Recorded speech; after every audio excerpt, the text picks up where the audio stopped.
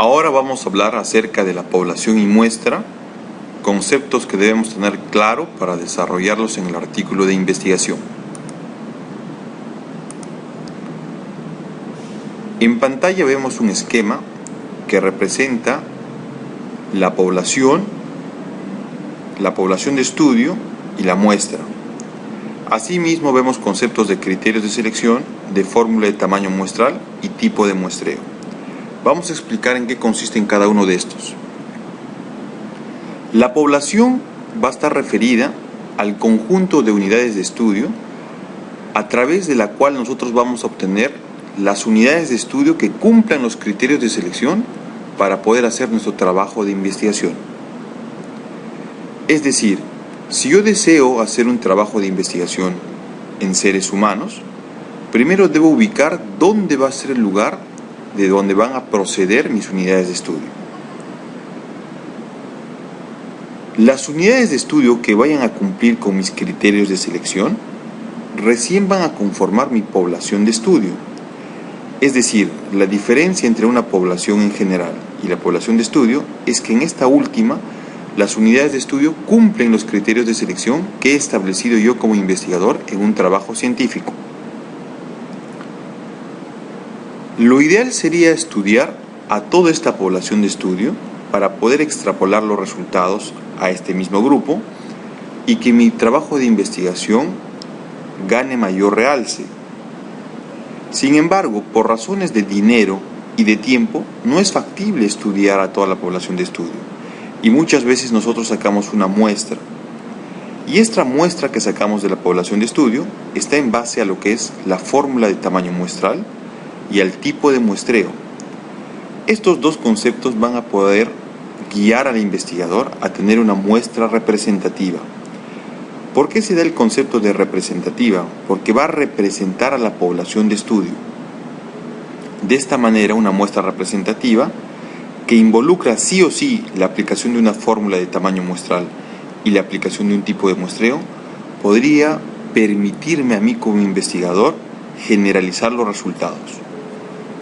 Si yo cuento con poblaciones de estudio semejantes a la que yo he realizado mi trabajo de investigación, que cumplen los criterios de selección tal como yo los he establecido, también voy a poder extrapolar estos resultados.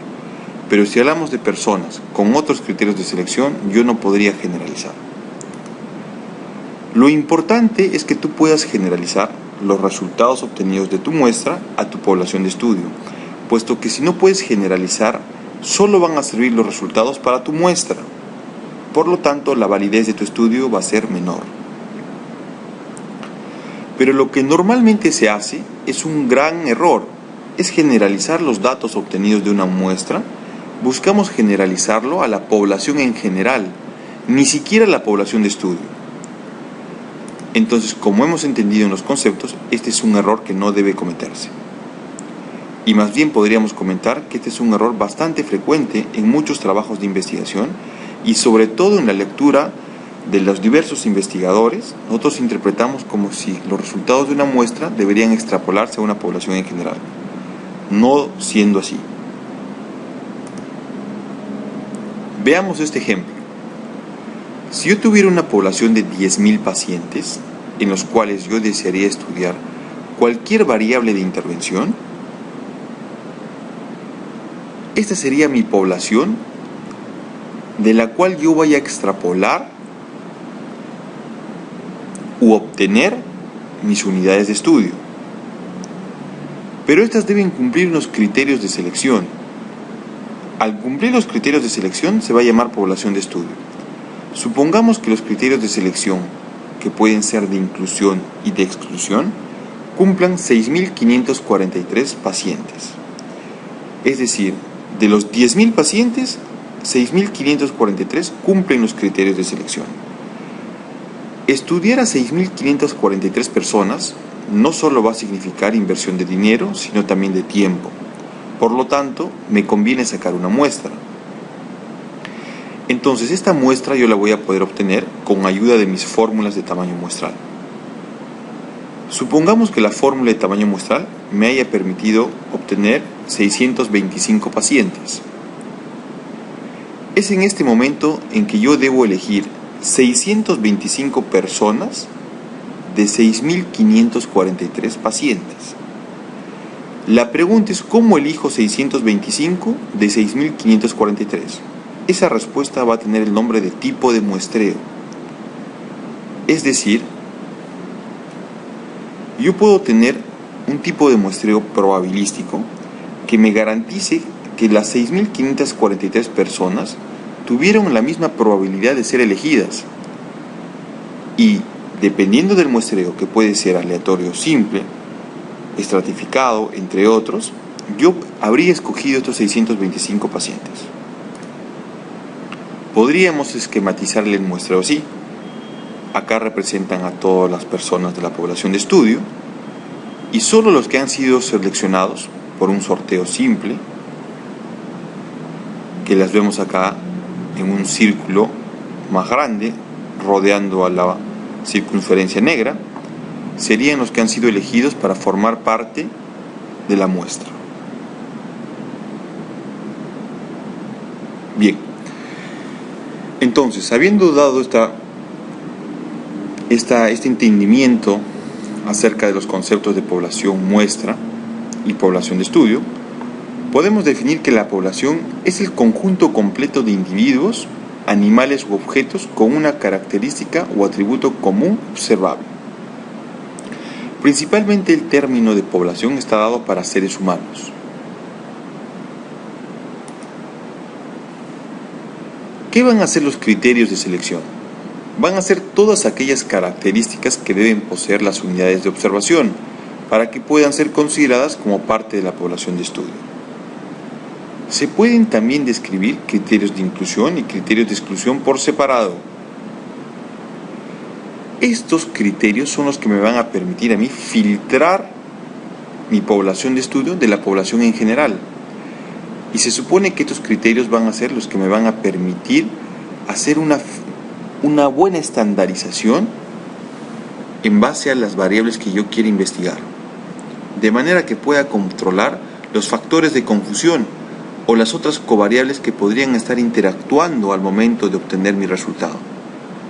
Con un buen control de los criterios de selección, yo voy a tratar de que solo se queden en estudio las variables que a mí me interesan, por decir la variable causa y la variable efecto o las variables principales, y algunas covariables que sí son indispensables. Los criterios de selección, por lo tanto, juegan un papel importante al momento de hacer la evaluación de la muestra. Veamos el concepto de muestra. Si la población era el conjunto, la muestra va a ser un subconjunto que va a ser obtenido de la población de estudio. Una vez que se ha decidido escoger una muestra, se deben tener presentes dos cosas. Primero, la determinación del mínimo tamaño muestral requerido, que lo vamos a ver a través de una fórmula de tamaño muestral. Y segundo, el procedimiento de selección de la muestra, también conocido como diseño muestral o tipo de muestreo, que son conceptos que hemos estado explicando. Por lo tanto, recuerda esto: la muestra puede ser representativa o puede ser no representativa. Para que tú digas que tu muestra sea representativa, vamos a tener que estar cumpliendo sí o sí un buen tamaño de muestra, garantizado por una fórmula de tamaño muestral, y tenemos que cumplir un tipo de muestreo probabilístico que me permite elegir la muestra de la población de estudio donde todas las unidades de estudio hayan tenido la misma probabilidad de ser elegidas, de manera que las que representen o las que hayan sido seleccionadas por este muestreo realmente me permitan a mí extrapolar los resultados de esta población de estudio.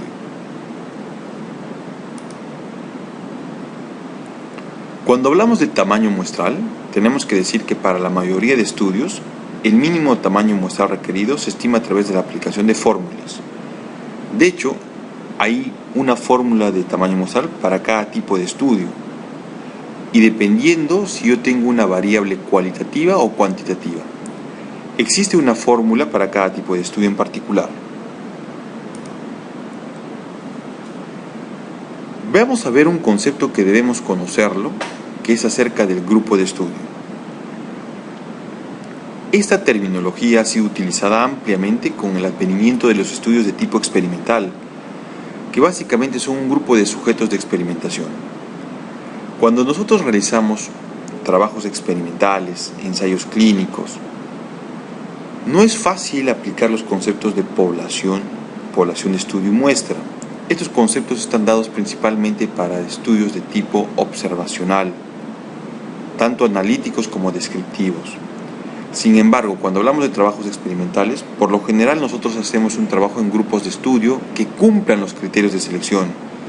Y por lo general los dividimos en dos grupos o subgrupos, que vendrían a ser un grupo experimental y un grupo control. Entonces, este grupo experimental y control los van a conformar de acuerdo a los criterios de selección que el investigador haya establecido. Y realmente no hacemos la extrapolación de conceptos de población de estudio y muestra. Básicamente es un grupo de estudio que está conformado de acuerdo a criterios de selección y que para reconocer el número exacto aplicamos una fórmula en específico que me va a indicar cuántos pertenecerán al grupo control y cuántos al grupo experimental. Si podríamos hacerle un esquema, diríamos lo siguiente. El grupo de estudio va a estar hecho en función de mis criterios de selección y se va a usar una fórmula de tamaño muestral en base al piloto de estudio que voy a realizar o a los antecedentes de estudio que existen acerca del tema. Entonces, con estos criterios de selección y este tamaño de muestra, yo formo mi grupo de estudio, al cual aleatoriamente yo voy a distribuirlos en grupo experimental o en grupo control.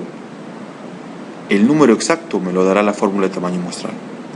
La desventaja es que yo no podré generalizar los resultados, puesto que no tengo una buena obtención de las unidades de estudio, es decir, no tengo una población de estudio, y tampoco tengo una muestra. Simplemente conforma mi grupo de estudio en base a una fórmula de tamaño muestral y criterios de selección previamente establecidos.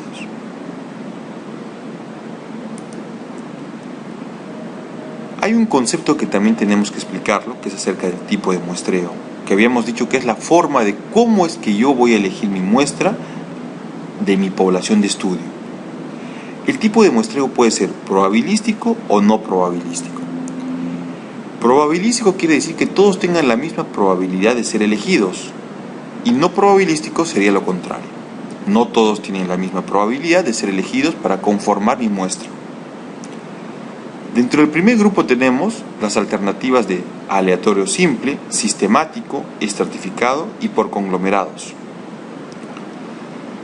En otras palabras, aleatorio simple va a ser dado por el azar o la suerte, es decir, el sorteo me va a decir quiénes van a pertenecer a mi grupo de estudio o a mi muestra. El sistemático es básicamente la aplicación de una fórmula, que sería la división de la población de estudio entre la muestra, y eso me va a dar un número, por decir 5. Entonces yo debo comenzar a escoger cada 5 personas a los integrantes de mi muestra hasta completar el número requerido por mi fórmula de tamaño muestral. El muestreo estratificado va a estar dado de acuerdo a los estratos o subgrupos que conformen mi población de estudio. Normalmente se sacan estratos a partir del sexo, del grupo etario o de alguna característica o variable específica, ¿no? Podría ser que yo decida hacer un trabajo de investigación en una población de estudio donde el 60% de personas sean mujeres y el 40% sean varones. Por lo tanto, yo podría hacer un diseño estratificado cuya muestra represente esos mismos porcentajes de 60% de varones y 40% de mujeres, ¿no? Entonces yo podría hacer la selección en función de esos porcentajes. Por lo tanto, mi muestreo va a ser por estratos.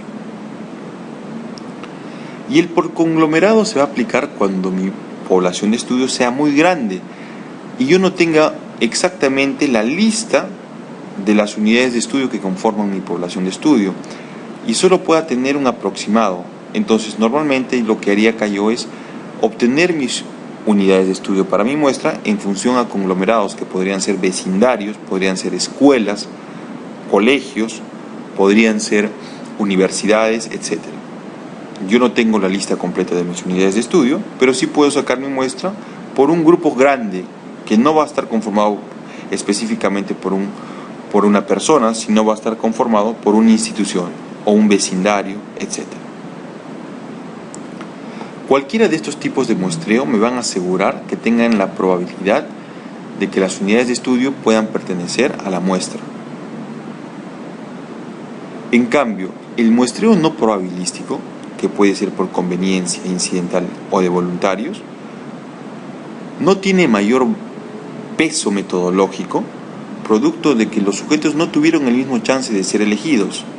Aquí tenemos el muestreo por conveniencia, que el investigador decide quiénes participan en su trabajo de investigación, el incidental, que va a ser en función de cómo es que llegaron las unidades de estudio, es decir, los primeros que llegan podrían ser, y otro es el de voluntarios, que acá van a participar exclusivamente las personas que deseen participar de forma voluntaria. Vamos a dar más especificaciones del muestreo probabilístico. Por ejemplo, en el muestreo aleatorio simple, yo escojo mis unidades de estudio para conformar mi muestra, ¿no? Hagamos de cuenta que este rectángulo representa mi población de estudio.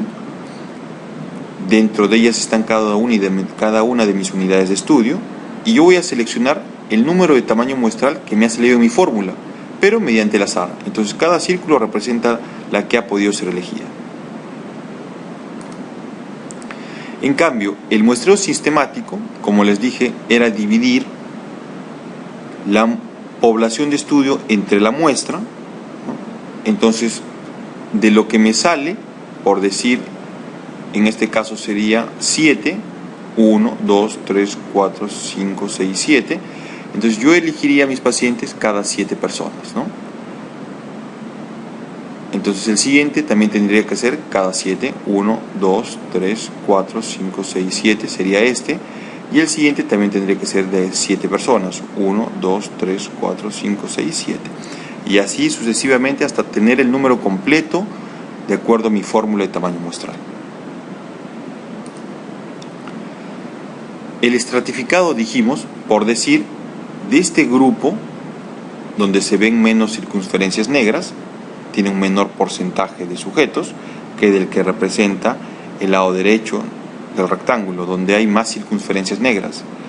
Entonces yo tendría que elegir más circunferencias del lado donde hay más unidades de estudio que del lado donde no hay más unidades de estudio, para que pueda representar lo que realmente tiene mi población. Y el por conglomerados, yo no tengo exclusivamente la lista de las unidades de estudio. El diseño es tan grande que yo no puedo tener contacto directo con las personas, que prefiero hacerlo por bloques, como por ejemplo podrían ser las escuelas públicas. Entonces yo separaría una escuela de la cual voy a sacar algunos sujetos de estudio. ¿Cómo sacar estos algunos sujetos de estudio? Lo voy a sacar al azar, es decir, inicié con un muestreo por conglomerados, pero después hice uso del muestreo aleatorio simple para obtener las unidades de estudio propiamente dichas. Igual acá seleccioné otra escuela. Dentro de esta escuela seleccionada por conglomerados, luego utilizaré el aleatorio simple para seleccionar quiénes van a participar en mi estudio. Así concluiré con la otra escuela y con la otra escuela. Bien, todo esto que hemos aprendido me va a servir para que yo pueda redactar en mi trabajo o artículo científico, ¿no?, la parte que me corresponde a lo que es población, muestra y criterios de selección. Veamos así. Acá tenemos un ejemplo, que es un artículo que publiqué, que habla de la concordancia entre los estadios de calcificación dentaria y la maduración esquelética en niños y adolescentes de una localidad peruana. Entonces miren lo que se pone en la parte de materiales y métodos. El estudio fue de tipo observacional, descriptivo, transversal y de correlación. Se comienza especificando las características de mi diseño de estudio, ¿no?, pero sin explicar por qué es observacional, por qué es descriptivo, por qué es transversal o de correlación. Yo puntualmente pongo qué características tiene mi diseño de estudio, ¿no?, el nombre específicamente. Luego hablamos de la población, y fíjate el concepto. La población de estudio, es decir, la que ya cumple mis criterios de selección, estuvo constituida por 503 niños y adolescentes de 9 a 16 años de edad de la institución educativa Antenor Orrego Espinosa de Lima. La muestra obtenida fue probabilística, de acuerdo a la fórmula de tamaño muestral para comparar dos proporciones, el porcentaje de coincidencia entre el pico de máximo crecimiento puberal y los estadios de calcificación dentaria. Nota que acá estoy especificando cómo es que voy a obtener la muestra, que en este caso digo que es probabilística. Entonces, por lo tanto, debo decir que he utilizado una fórmula de tamaño muestral, y acá especifico los detalles.